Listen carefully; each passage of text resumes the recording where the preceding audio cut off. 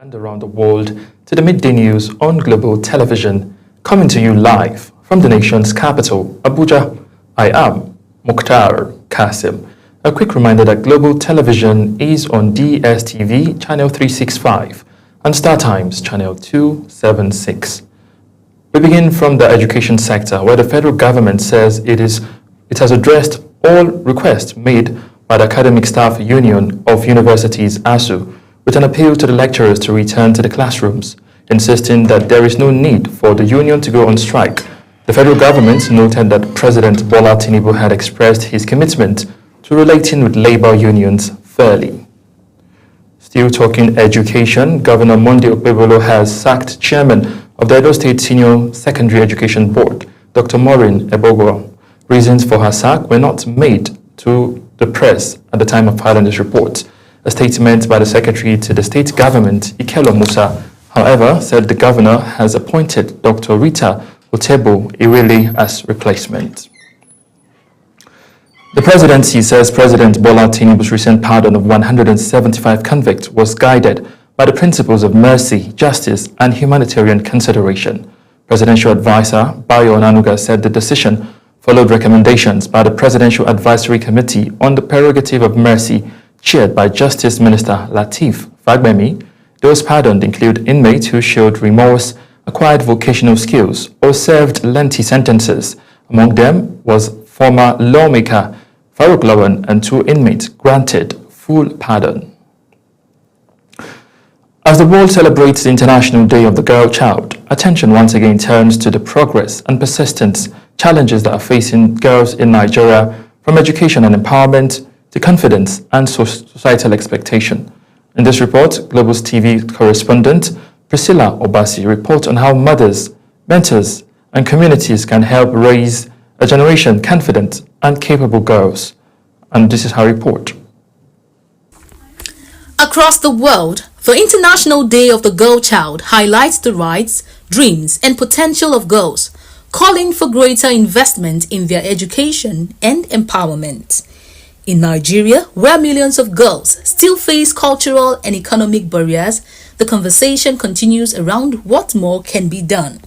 When asked how mothers can raise confident daughters in today's society, one respondent said mothers must lead by example, showing confidence, strength, and independence that their daughters can emulate. In building confidence in your children, in your daughters to be precise, I think the first thing I'll advise every mother is to impute God in your children. Then secondly, as a parent, I advise that you be confident yourself. Work on your level of confidence. These children are watching you. And the next thing is that be your daughter's fan. Be your girl child's fan. Another respondent spoke on how far Nigeria has come in empowering girls through education, acknowledging the visible progress, but warning that rural areas are still left behind. Honestly, I think we've come a long way in empowering the girl child through education in Nigeria, but we still have more distance to go. Today, more girls are in school than ever before. We see young women studying engineering, law, medicine, even leading in businesses and technology. That's a big step forward compared to many years ago when girls' education wasn't seen as a priority. But the truth is, not every girl that has gotten same opportunity. Now, in some rural areas, issues like poverty, let's say, even early marriage and cultural beliefs still make it hard for girls to stay in school. Reflecting on how society views the girl child, some say stereotypes still hold the girl child back, often making them feel that they must prove their worth twice as hard. One thing I think is still a bias when it comes to the girl child in Nigeria about their potential is that there's this stereotype when you see a woman in a high position or when you see women in some certain sectors, people go, oh, it's because she's a woman. Oh, a woman is like, they're shocked that a woman can actually do this. But that shouldn't be so. A person should be judged based on their potential and not based on their gender. As Nigeria continues to push for gender equality, experts say it begins with raising confident daughters through education, equal opportunity, and a society that believes in their potential. Priscilla Obasi, Global Television News. Let's now turn to environmental matters, where trees and flowers do more than add beauty to our surrounding. They sustain life, from purifying the air we breathe to improving our mental health. These gifts of nature play a vital role in keeping our planet and people healthy. Our correspondent, Sadia Yakubu, tells us more. Trees and flowers remain some of the most essential elements of life on Earth. Beyond their natural beauty, they clean the air, provide shade, reduce heat, and serve as sources of food and medicine for humans and animals alike. It helps to reduce the microclimate of the place, the environment, so that it can be conducive for human habitations, because due to the harsh weather we have here in Nigeria, so we all need to plant trees around our house to make the microclimate of that environment to be habitable. Experts say trees and flowers also help combat climate change, prevent soil erosion, protect water sources, and provide shelter for birds and other wildlife, all of which contribute to a balanced ecosystem. Basically, not just for shades, it's a symbiotic thing. We need the trees, and the trees needs us. Beyond their environmental benefits, trees and flowers also heal the mind. Studies shows that spending time around greenery can ease stress, anxiety, and depression, helping people live healthier and happier lives. Each of those plants, they help when it comes to like during wind. They protect us, and then their helps also. The green spaces around us are far more than decoration. They are life-sustaining treasures that deserve our care and protection. Let's plant more trees and flowers for our planet, our health, our future. Sadia Yakubu, reporting for Global Television.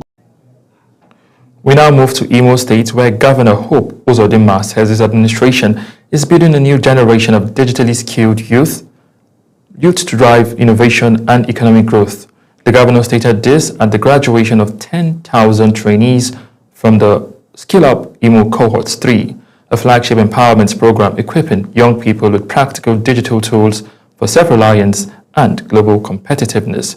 Our correspondent in Imo State, Amarachi Ibe, reports. It was a colorful and inspiring ceremony at the Emmanuel Iwanyam International Convention Center, Owerri, as 10,000 young Imo indigenes complete intensive digital training under the Skill Up Imo Cohort 3 initiative. Powered by the Ministry of Digital Economy and E-Government, the program provides hands-on training in web development, digital marketing, coding, content creation, and data analysis, empowering youths with 21st century skills. Governor Hope Uzodinma said the initiative is part of his shared prosperity agenda designed to transform Imo into a knowledge-driven economy anchored on innovation and technology. I would therefore urge you to use what you have learned, not only to create works for yourselves, but to become creators of work for other people. The Ministry of Education, represented by Dr. Mrs. Olodi, commended the state government for taking practical steps to complement federal government's efforts in digital learning and urged other states to adopt the Imo. The Federal Ministry of Education under his leadership remains fully committed to supporting every state in driving the skills revolution. Commissioner for Digital Economy and E-Government, Dr. Chimezi Amadi, said the program is preparing Imo youths to compete favorably in the global digital marketplace. With this cohort 3, 10,000 more Imo youths are graduating, bringing total to an astonishing 50,000 trained digital citizens, young people empowered. Partners from US Mark, one of the global collaborators, applauded the Imo State government for sustaining investments in youth development and pledged continuous support and partnership. To empower youth, to give them the skills to be able to create the future for their country. Don't let us down. For many beneficiaries, the Skill Up Imo initiative is more than just training. It's a life-changing opportunity to earn, innovate, and contribute to a smarter Imo. The laptop is going to help me a lot in my activities, daily activities. It's going to help us, in particular, to empower others who have not acquired the skill. With 10,000 graduates now equipped with digital tools and global exposure, the Skill Up Imo program continues to strengthen the state's position as a rising digital hub in Nigeria. From Owerri, Amarachi Ibe reporting for Global TV News. You are watching the live broadcast of the Midday News. When the Midday News returns, Green Falcons set for World Rugby Series after impressive win over Ghana.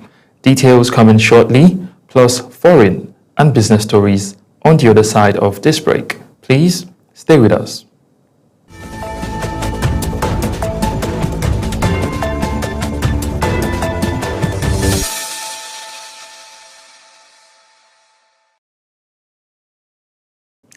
You're welcome back from that break, and if you're just tuning in, this is the live broadcast of the Midday News on Global Television, coming to you live from the nation's capital, Abuja.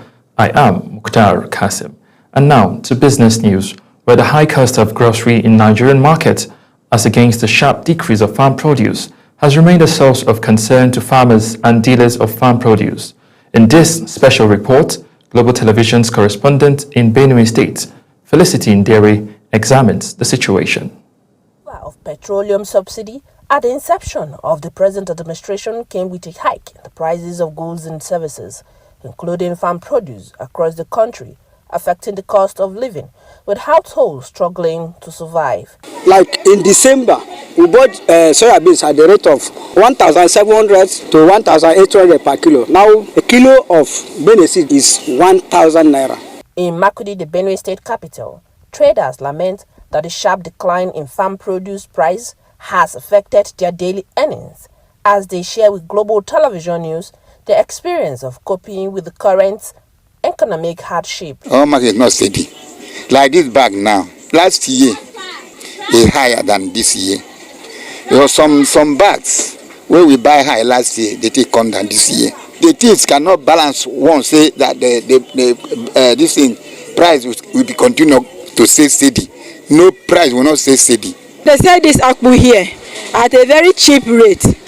As the children don't resume school now, I go to buy the school bag, I no fit buy am because the price is too big. Some vendors also expressed concern that the proposed fossil fuel tax under the new tax law projected to raise petrol prices about 45 naira per litre beginning January 2026 could further deepen the economic hardship faced by ordinary Nigerians and the final nail to the coffin. This are the old woman carrying swan being like 2 mudu. If I go in now, they will grant like 500 naira.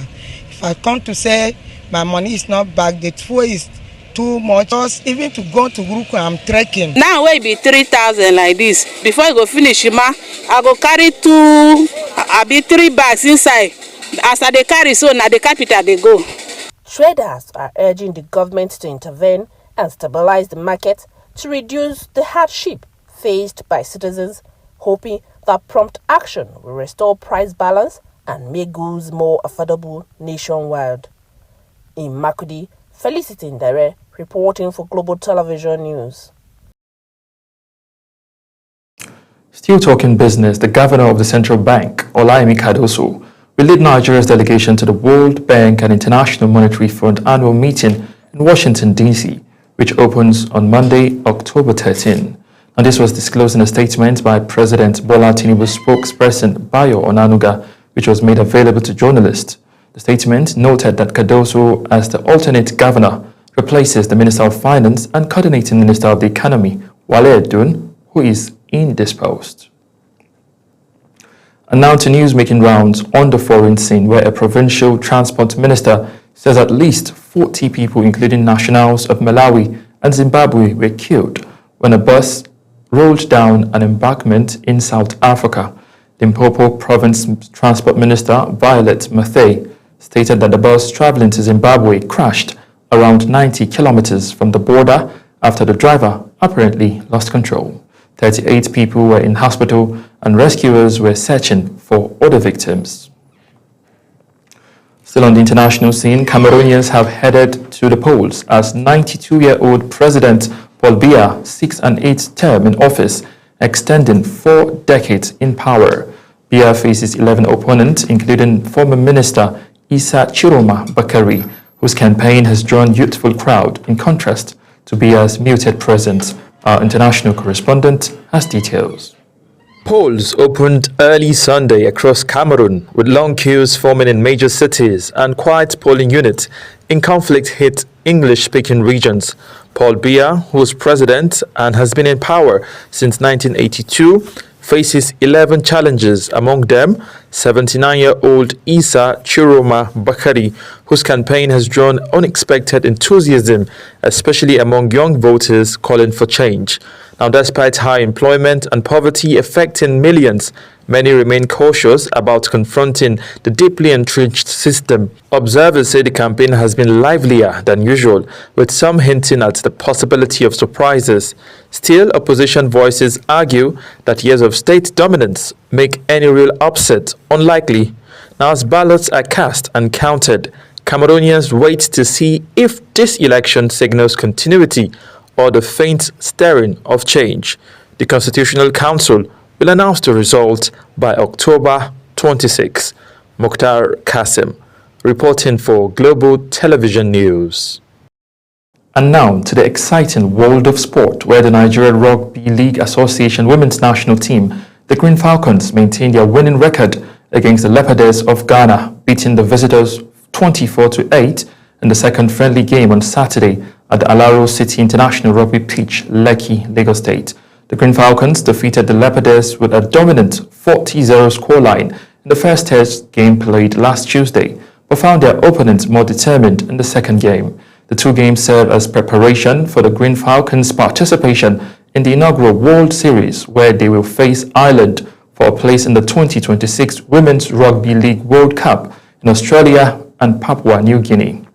Still talking sport, but this time in boxing, where after a brief break, the monthly boxing showcase, the Lagos Boxing Hall of Fame, is set to make a thrilling comeback on October 25, promising a revitalized format and fresh opportunities for amateur boxers across Lagos State. The Lagos Boxing Hall of Fame director, David Mohammed, said the revamped structure will spotlight the 5 administrative divisions of the island, which are Badagry, Ikorodu, Lagos Mainland, and Ekpe, as well as local councils, creating a more dynamic and inclusive competition. Now that's it on the Midday News on Global Television.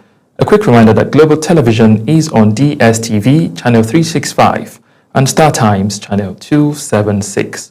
Kindly follow us across all social media platforms now showing on your screen using @Global TV NG. I am Mukhtar Kasim, saying a very big thank you for watching.